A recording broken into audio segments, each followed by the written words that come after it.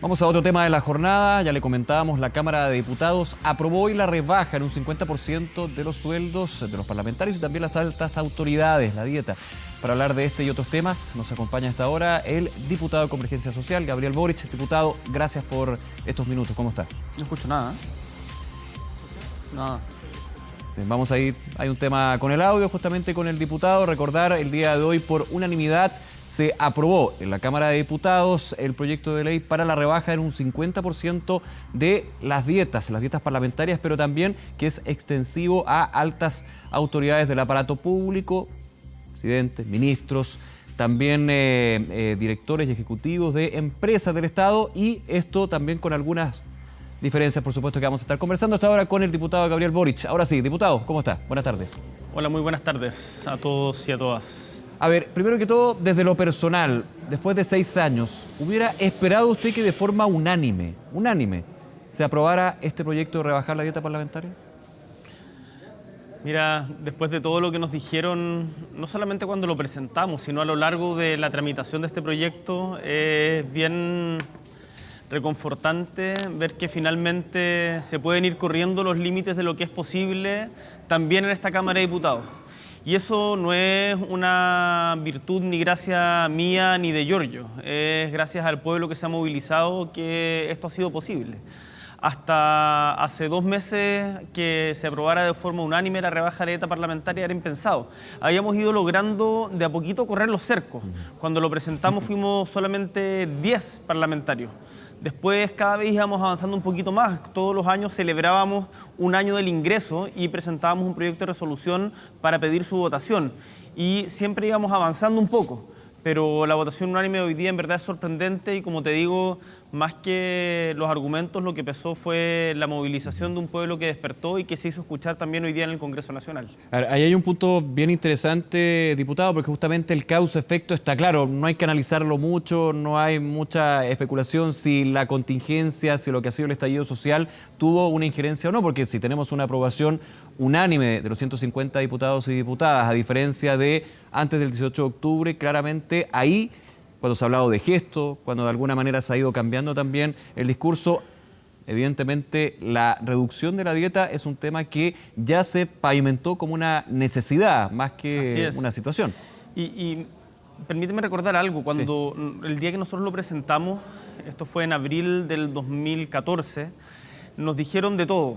Nos dijeron que éramos irresponsables, que no entendíamos nada del mundo, que éramos cabros chicos con mesada, que era el sueldo que correspondía, que no teníamos ex esposas a las que pagar la pensión y que por eso presentábamos estos proyectos.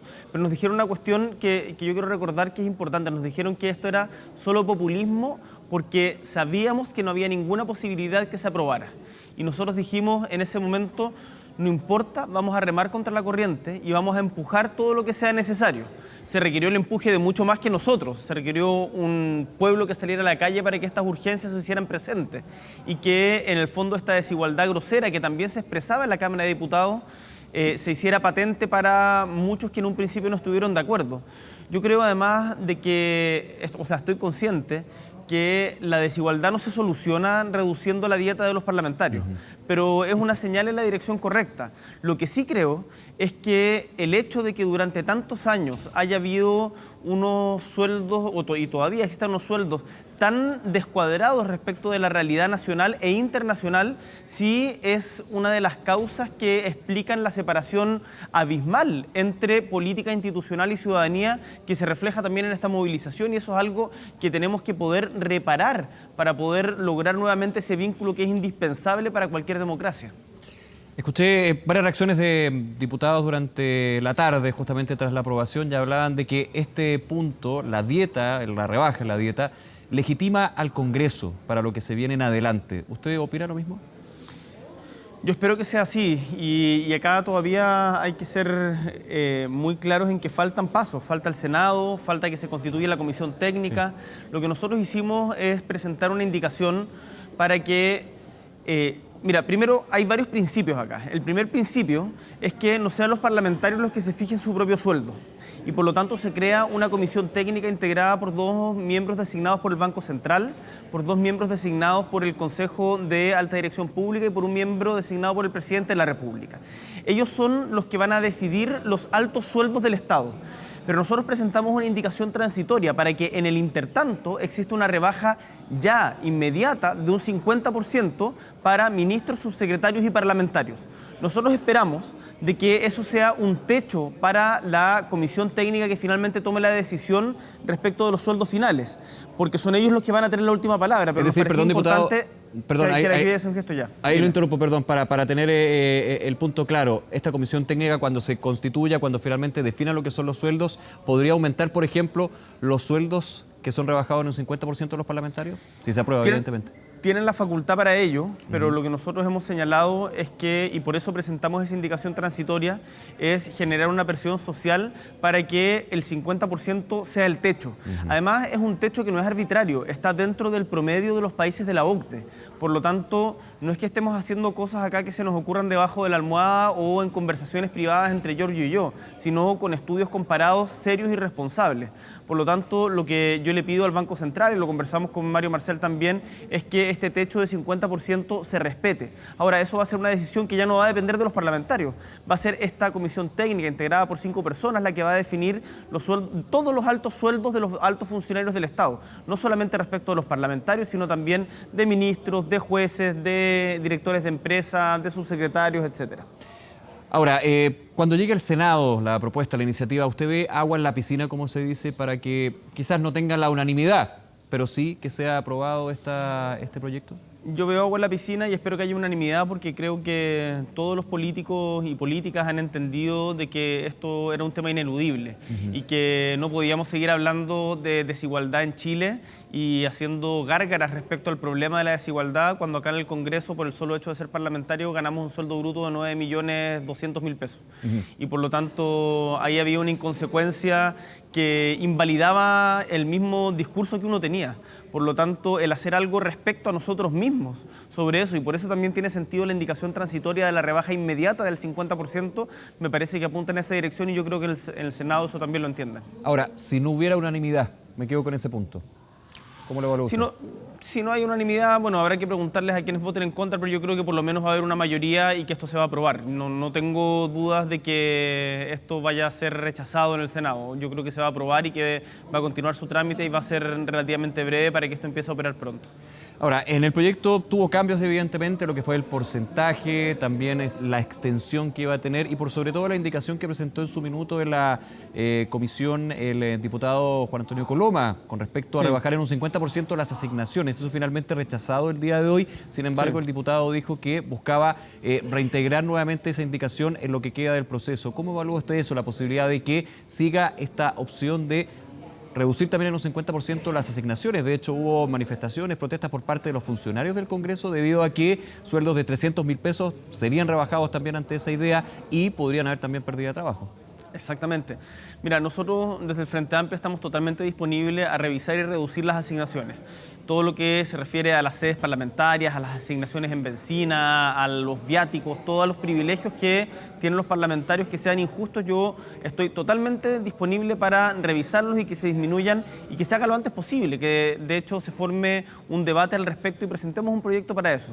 Con lo que no estoy disponible es a lo que hizo el diputado Coloma, que a última hora, para tratar un empate espurio, en el último momento en la discusión de la comisión presentó una indicación que rebajaba en un 50% las asignaciones, lo que afectaba directamente a trabajadores y trabajadoras de este Congreso que ganan entre 500.000 y 1,5 millones de pesos, lo que iba a significar despidos o reducciones de salario para esos trabajadores. Entonces lo que hizo Coloma fue tremendamente irresponsable en ese sentido. Ahora, discutamos las asignaciones en serio. Yo creo que hay que fortalecer a la biblioteca del Congreso. Creo que ojalá las sedes distritales debieran ser de propiedad de la Cámara para que no cada parlamentario ande arrendando la suya. Y creo que hay un montón de modificaciones positivas que se pudieran hacer en medio con el objetivo de transparencia. Que nunca más un parlamentario, como hizo el señor Eguiguren, pague deudas personales con asignaciones que son propias para la función parlamentaria y un montón de cosas de esas características. Hagámoslo, sin lugar a dudas, pero hagámoslo bien. No improvisemos a última hora con cuestiones que terminan perjudicando a trabajadores de carne y hueso que se sacan la cresta trabajando en el Congreso con salarios medios y no millonarios, como se ha dicho. Diputado Boric, lo llevo a otro tema que también está en la agenda y súper importante también tener su visión con respecto a este proyecto que ingresó el Ejecutivo para ver la posibilidad de viabilidad de que las Fuerzas Armadas resguarden infraestructura crítica. De hecho, ya se presentó el proyecto, se define qué es infraestructura crítica. Hay algunas críticas también desde la oposición. ¿Cómo evalúa usted esta posibilidad de que las Fuerzas Armadas colaboren entonces con el orden público, pero por sobre todo el resguardo de infraestructura? Yo el proyecto tal como está presentado lo evalúo mal porque creo que la solución y la crisis que tenemos hoy día es de carácter político, se soluciona con medidas políticas y no militares, pero en particular porque este proyecto incorpora un adendo que es tremendamente grave, que dice que se quedarán exentos de cualquier responsabilidad penal mediante decreto supremo los militares por eventuales problemas que pudieran suceder en la defensa de estas instalaciones críticas como se definen. Eso es absolutamente inaceptable porque es una carta blanca y una garantía de impunidad ante eventuales violaciones a los derechos humanos y para eso nosotros no estamos disponibles. Sí, ahí lo especificó también el ministro de Defensa, el ministro del Interior, exento cuando se apliquen los protocolos, punto 1, que eso de perogrullo debería ser así, pero evidentemente en la situación que estamos no se puede dar por sentado, pero por sobre todo cuando haya legítima defensa del funcionario o de las personas o la infraestructura. Evidentemente hay un detalle ahí que es súper relevante, pero de hecho el mismo ministro Blumel dijo esto no es novedad porque ya existe en el Código de Justicia Militar. Entonces, ¿por qué lo ponen de nuevo en un proyecto en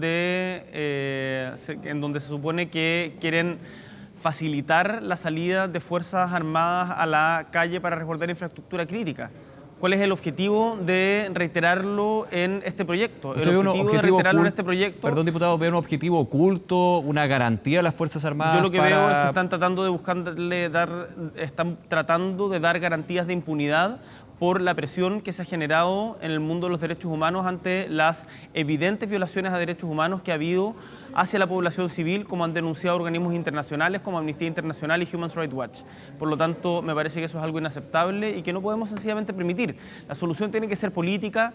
Acá lo que estamos resguardando tiene que ser también, por cierto, a las pequeñas empresas. Yo creo que hay que rechazar con fuerza los saqueos, hay que rechazar con fuerza los incendios. Eso por supuesto que no contribuye a nada. Yo no tengo ninguna duda ni ningún matiz en rechazar lo que pasó ayer en Valparaíso. Sí. Es terrible, así lo ha dicho también el mismo alcalde de la ciudad, Jorge Sharp, pero eso no puede significar una carta blanca para hacer lo que se quiera y terminar avalando violaciones a los derechos humanos que terminen en una situación peor en la que estamos aún.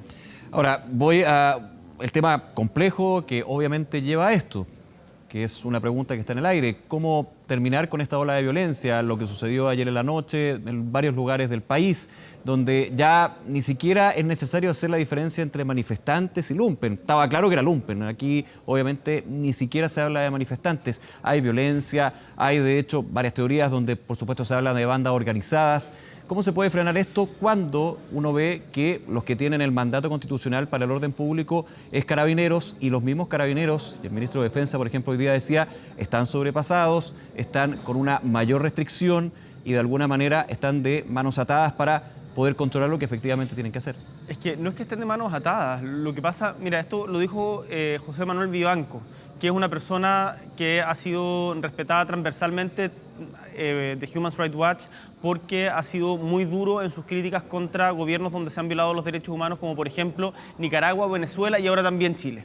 Y cuando le hicieron esta misma pregunta, él dijo, bueno, las fuerzas policiales tienen el derecho al uso legítimo de la fuerza sin violar los derechos humanos.